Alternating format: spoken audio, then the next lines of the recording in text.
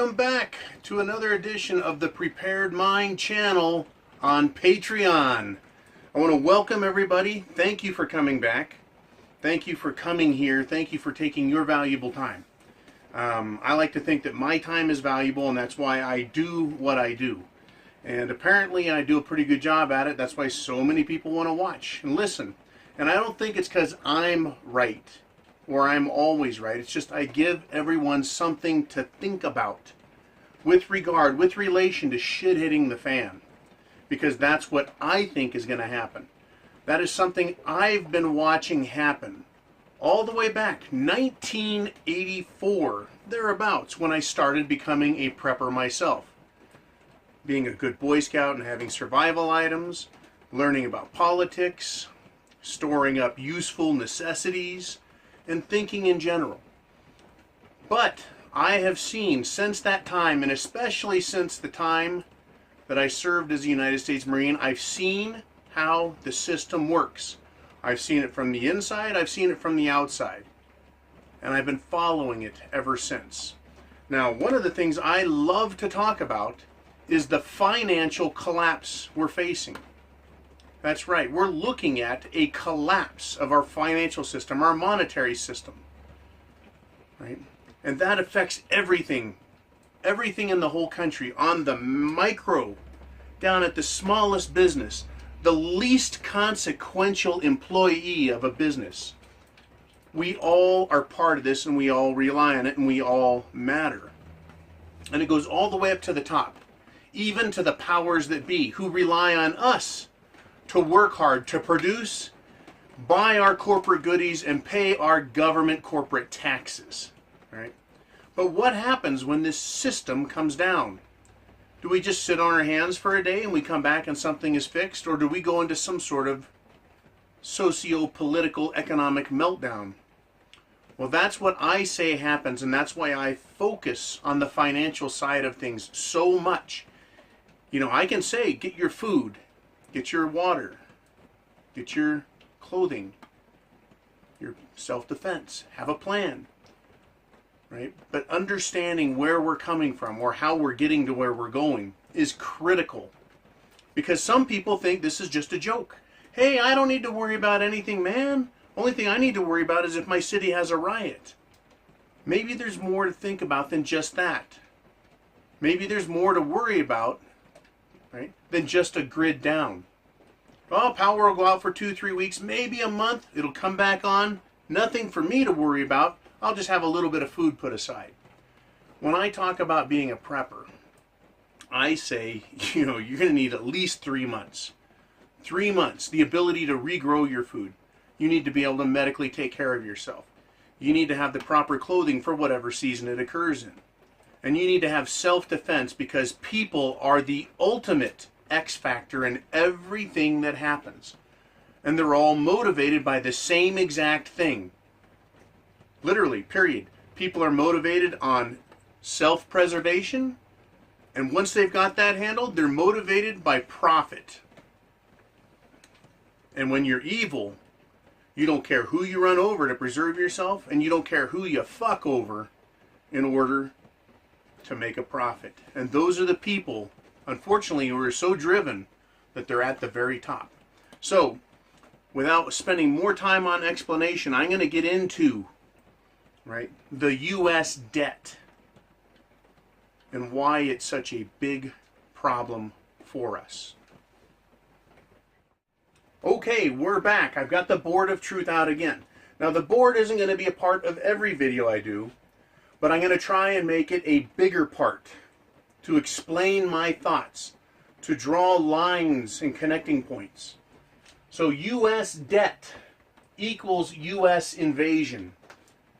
Literally, invasion. That's what our debt is causing. Let's just take a look at personal debt. That's you and me as Americans. $60 trillion. That is no joke. That's not sneezing money. That is personal debt.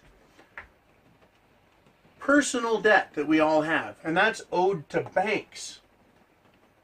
Now, our national government, the United States government, bastion of brilliance and clear, concise thinking with forward planning has managed to get us in 20 trillion debt. And that is just debt that's borrowed from others. Okay, now, I remember 10 years ago, 15 years ago, 20 years ago, Mr. Rush Limbaugh saying, national debt doesn't bother me, it doesn't matter, who cares how much we go in debt, as long as we're making money, as long as we're paying taxes and funding the government, as long as we continue to grow our GDP, government debt doesn't matter. Well, in 8 years, we've come up from 10 trillion to 20. You tell me that doesn't matter? They're looking at going to 40 trillion in the next decade. That's if they could keep the system going. We're right on the border at 20 trillion of looking at it and going, how are we going to service the debt?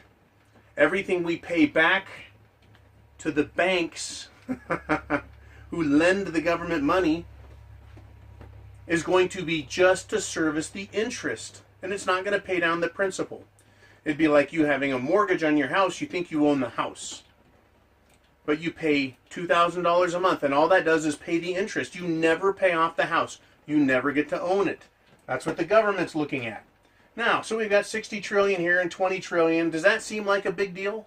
Well, yeah, trillions, not millions and not billions, but trillions. There's this thing called derivatives.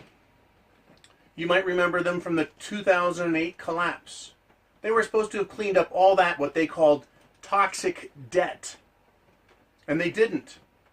Those derivatives still exist. That is betting on a bet on Wall Street. Plus Wall Street, we're looking at somewhere around, and they can't get the story straight, so I'm going to give you a number. $1.5 quadrillion. That's 1,500 trillions, which each trillion is 1,000 billions, and each billion is 1,000 millions, which is a whole lot more than I make. This is what's owed. This is the U.S. debt. Now, I'm going to take us from owing money to shit hitting the fan. Now, the U.S. Treasury, they're responsible, supposedly, for keeping the treasure. What they really do these days is they print cash. They print cash, right? $5 bill, $10 bill, $1 bill, $100 bill. Got your Bens, your Grants, and your Jeffersons. All of those bills. They do that, and they also print or issue T-bills and bonds. They're supposed to keep track of all of this stuff, right? Because it funds, it pays for government decisions. So they are busy printing money. They're busy printing IOUs. They're bills.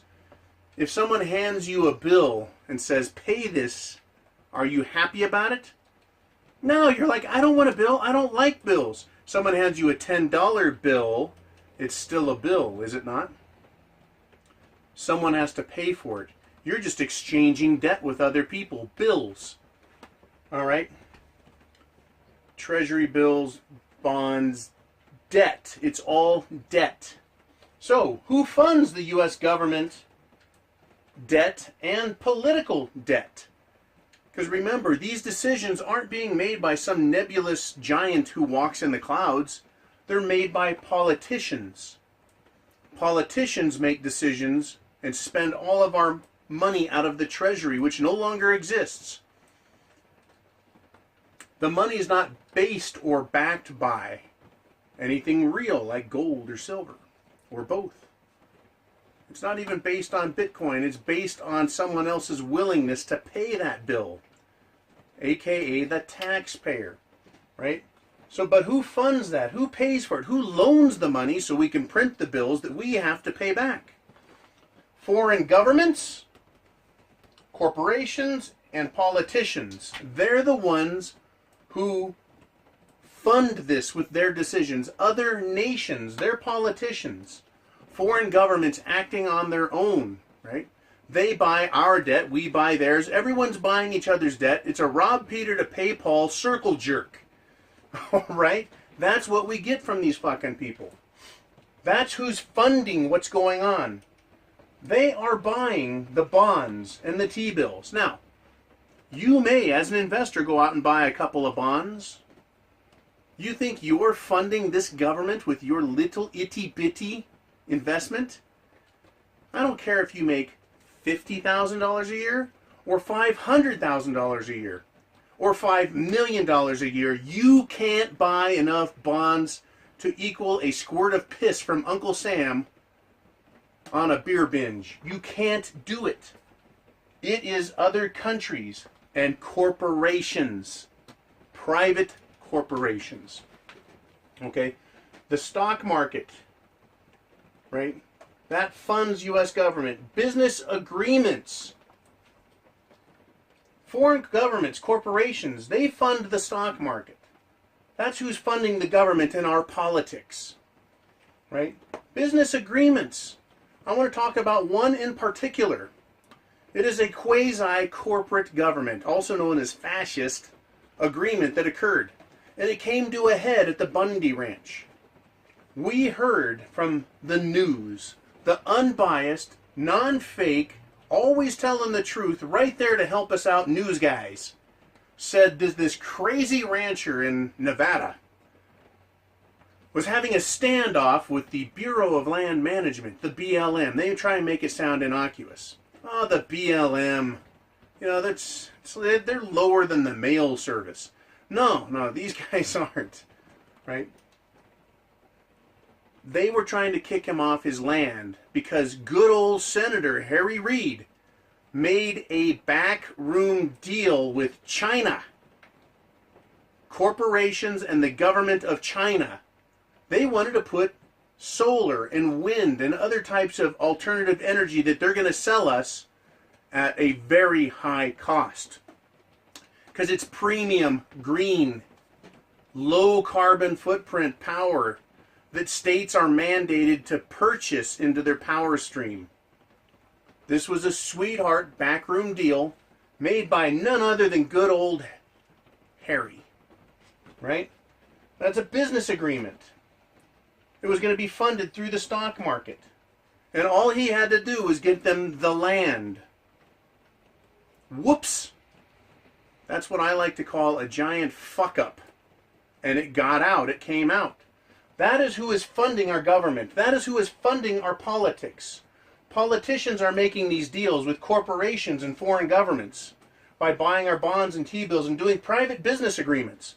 And if that doesn't work, if buying T-bills isn't good, legal stuff, if doing some shady business agreements and some backroom stuff, right, in the stock market, that doesn't cut it, there's always blackmail, bribes, and payoffs. And everybody knows every politician doesn't do any of that shit, Hillary Clinton. Right? They don't. They're so clean. They're clean as a preacher's sheets, right? There's no mess anywhere, Hillary Clinton. And she's just an example. Who's controlling Paul Ryan? Who's controlling the U.S. Congress? Why won't they vote to clean the shit out of D.C.? Blackmail, bribes, payoffs. That's what keeps D.C. greased. Washington, D.C. will do anything for anyone because they're controlled by blackmail, bribes, and payoffs. They're paid up front in business agreements and sweetheart stock market deals. And they also just straight up fund our government's actions with T-bills. Look into, if you will, how much Russia buys.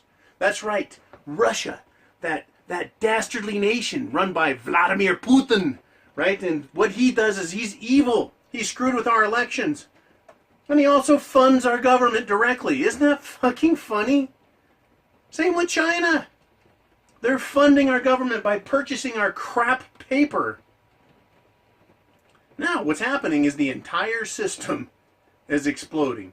You've got a stock market bubble, right? You've got a bond bubble, the biggest bubble of them all, the bond bubble. But you've got other bubbles, personal debt, national debt, bubble, bubble, bubble. They're gonna pop. Real estate, student loans, everything is in a bubble. Corporate debt, bubble. They're selling their junk bonds like mad. We're seeing some plateau-like activity where the stock market's cruising flat. Are they going to pull something out their ass and have another bull run up? Or are we going to go bear from here on out? We'll find out, won't we? It's going to be a glorious ride, that's for sure. Anyways, this is how they fund us. And it's also simultaneously how they control us. Now, so we got Russia, China. I didn't mean to leave out the EU. I'm sorry about that. The European Union, they're also participating in this. I believe Switzerland, the bank of, practically owns Apple. That's how much Apple stock the Swiss National Bank owns. Incredible. So Russia, China, European Union, and the powers that be, TPTB, the powers that be, their corporations. Powers that be use their corporations as fronts. We don't know who that is. Even people like Soros are small potatoes compared to the people who are really, really, really big. And you may say, but I thought Soros is one of the richest men on earth. If you think that, I've got oceanfront property to sell you in Montana. George Soros is not the richest. These guys aren't. The real power is way wealthier, way older. Okay, so Russia, China, the EU, and the powers that be are the ones who fund the government and politics. What do they want? They want a return on investment, ROI. Remember how I said everyone self-preservation followed by improved profits, increased wealth, power. Money is power, power is money. They want a return on their investment, i.e. they want compensation. They want to be paid. When our system collapses, shit hits the fan results from mismanagement. It is becoming apparent that the Federal Reserve, the European Central Bank, the Bank of Japan, all of the governments, the parliaments, all the executive, all of the congressional people, they are mismanaging everything. As a result, the system's crashing. You ever play musical chairs? Right? There's 3 people going in a circle and there's 2 chairs and the music stops and 2 sit down and 1 leaves. Right? And then there's 1 chair and 2 people and they go around and then 1 sits and the other's screwed. All of these people that are funding everything have been told they're going to profit and that they're guaranteed a chair when the music stops. I'm going to ask this very important question at this juncture. What happens when the promise you got, that the money you paid for the system you floated, you're told you don't get a return on your investment or compensation? You can go to a friend and say, hey, can I borrow $100? And then you never pay them back. Well, fuck them, right? You don't care. Or you go and you know, if I, right, were to do that, that's not a big deal. It's just $100. These people are floating billions of dollars. And they've been given guarantees. They played nice. They played mean with bribes, blackmail, payoffs. But they do expect a return on investment. You think they're just going to go away? It's $100, no big deal. No, this is real money. This is serious money. If the system goes boom, what can you expect to happen? Now, there's a little bit of trouble over in Europe and the Clintons are president and something goes wrong and Ron Brown ends up with a bullet in his head. Right? People in politics die all the time. And it's always suicide. I can't believe that guy, he fell on a knife 13 times in the back. Kept getting up and falling on it in new places. Don't know how that happened. Suicide. Look at this thing called the Clinton Chronicles. I believe the guy who put it together was Larry Nichols. And this was done back in the 1990s. Over 20 years ago, the Clintons were associated with people who managed to commit suicide all the time and die in mysterious circumstances. You think that stopped? So, these people don't get their return on investment. They try getting screwed over. Guess what? There's going to be assassinations. Right? People right now are running from Hillary like mad because of what is going on behind the scenes in Washington, D.C. We see the TV screen. There's shit going on behind the screen and we can't see it. We can't know. We can only guess. Hopefully we have inside information. We get to hear a little bit about what's coming. But we don't get to see the real hand wringing, the real necks being choked behind the scenes. There's going to be, if this system collapses and the people who are promised money, return on investment, compensation, assassinations, that's going to terrorize the USA. We'll be terrorized by political assassinations.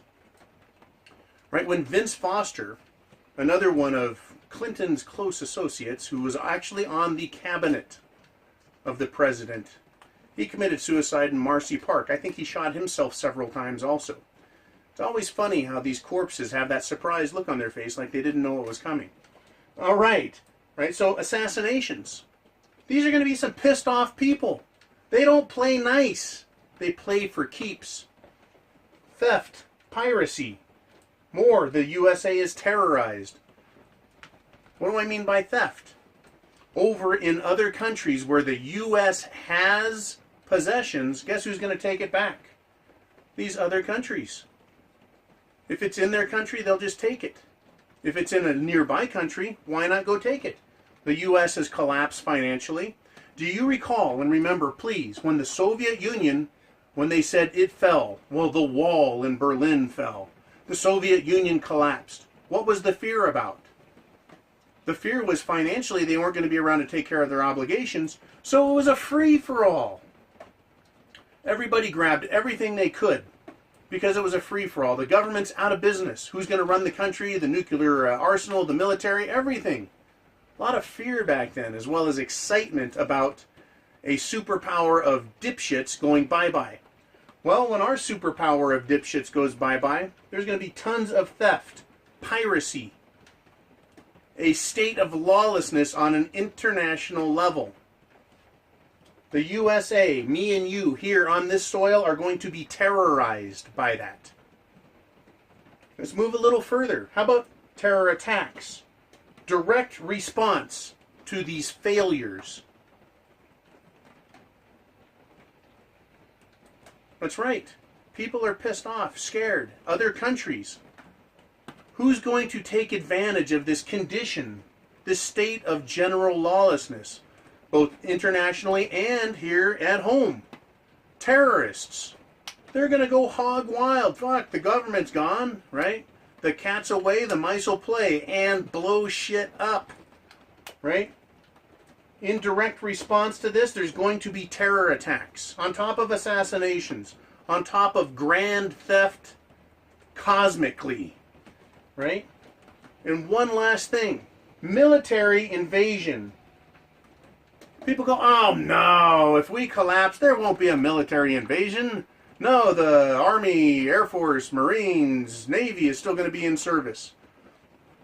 Right.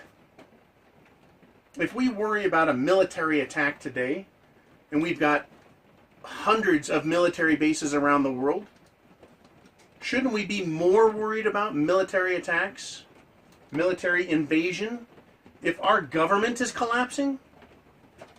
What better time to attack us? Not now, while everything seems to be fine, but while there's absolute confusion and chaos on Wall Street and in Washington.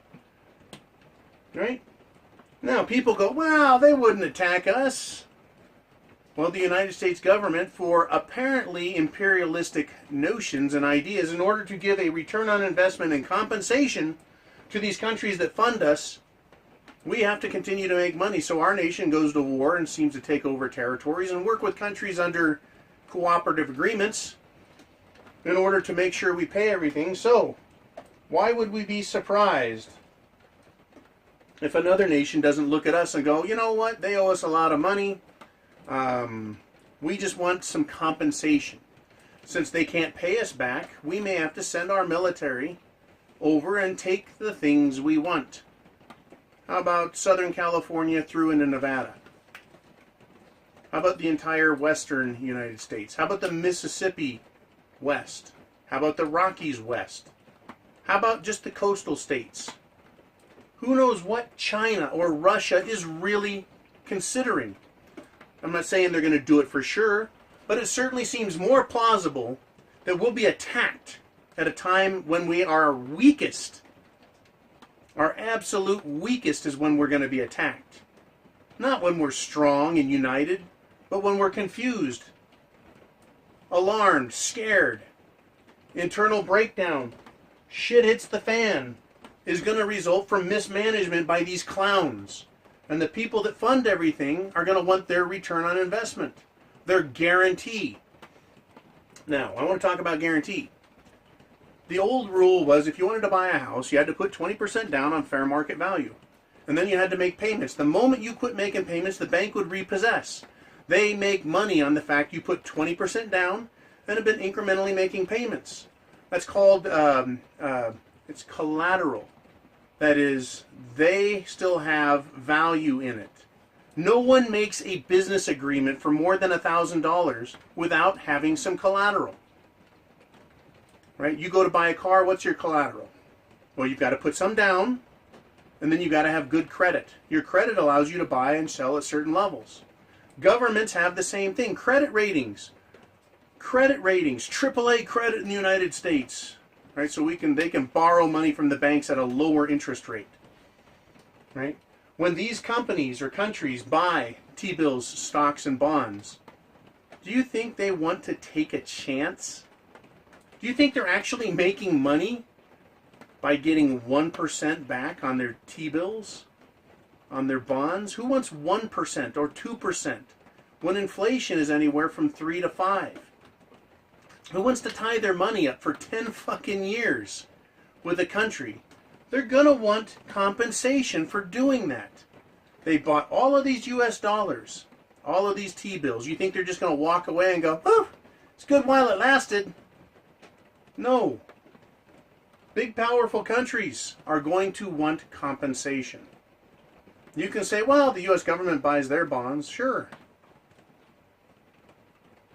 Right? But who is to say that we won't see military invasion? Now, I know all us military guys go, fuck that, I'll fight them every step of the way. Yeah. That's very possible. Yeah. Americans will line up for that shit. Yeah. Shit hits the fan. Military invasion, whether or not we're standing up for our red-blooded roots, that's us defending ourselves on this level. With or without the military, shit hits the fan. And if we actually were to spare our own lives in this invasion, what, the U.S. government's going to claim dominion over us anyways. The whole system is just fucking shot. It is morally bankrupt. Literally bankrupt. So when I say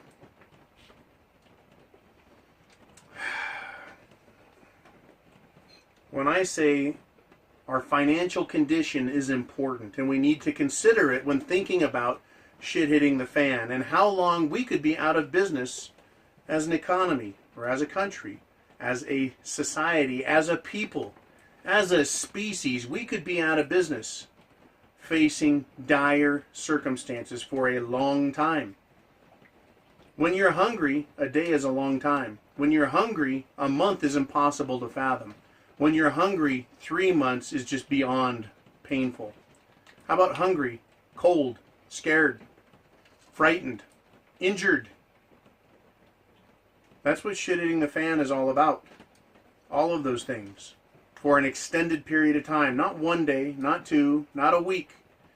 It could be a month, it could be 3 months, it could be a year that the system is down and you won't know a fucking thing about it and what's going on. You're just going to hope and pray that the lights come back on and the water comes out the tap and that you're alive. That's why I say get prepared. Food, water, shelter, clothing, medicine, means of self-defense, and have a plan. If you don't have all of these items set, go to the preparedmind.club and get started. Shop around, find what works best. Buy dehydrated foods, buy canned meats. Right? Go down to your store, buy 50-pound sacks of rice that's cheap. Right? Do what you can, in other words, because this mess is coming. It is no longer maybe, it is inevitability, and it's just a matter of time. Now, I really am only hoping for a reset of the system, promises to pay, a restart with some other currency, and things are just fine in a couple months or years. But we could see something much, much worse, much more grave. And I don't want to be in the grave, right? I want to protect my sons, people I care about, my prepper group, etc. That's why I'm a prepper, and I don't want to die either. So, all that said, I'm going to conclude this video with a toast. I want to thank you for coming to Patreon to support my efforts to talk about shit that's real and should make you go, maybe I should look into prepping a little harder, a little more. Ooh, Glen Farkas, 21 year. I've had a couple of bottles of that. Good stuff. Thank you for everything. Thank you for coming to Patreon. We have Facebook. Go to the Facebook page. Daily updates. Good stuff there. If you don't like Facebook, I completely understand. Go to the preparedmind.club. www.preparedmind.club. There you've got Prepper Connect, a way to find other preppers to form groups. There's a forum there. It's all getting kicked off and started where this has all come about because YouTube wanted to be asswipes, so we started that. We have the Amazon store. Personally, I contribute to charity because people need help out there. Right? But it's a huge, multifaceted effort here with the Prepared Mind. It's a system I'm developing to help other people in other ways. Right? I've come to Patreon because I don't want to be told what I can and can't say. I want to say what needs to be said. And I want to say it how I want to say it. And I want to thank you guys for coming here. I want to thank you guys. Also, share the Patreon website. Right? www.patreon.com/thepreparedmind. Cut that out from down below. Send that to friends and say, come here, listen to this. You're probably going to benefit from it. And then as usual, once a week I'm going to put up a free video on YouTube so people continue to get little bits of information and then know to come here for the dailies. You know, I'm going to leave that as that. Have a good day. Have a good night. Pay attention, if you would. Thank you for commenting. Thank you for everything. Chance favors the Prepared Mind is yours.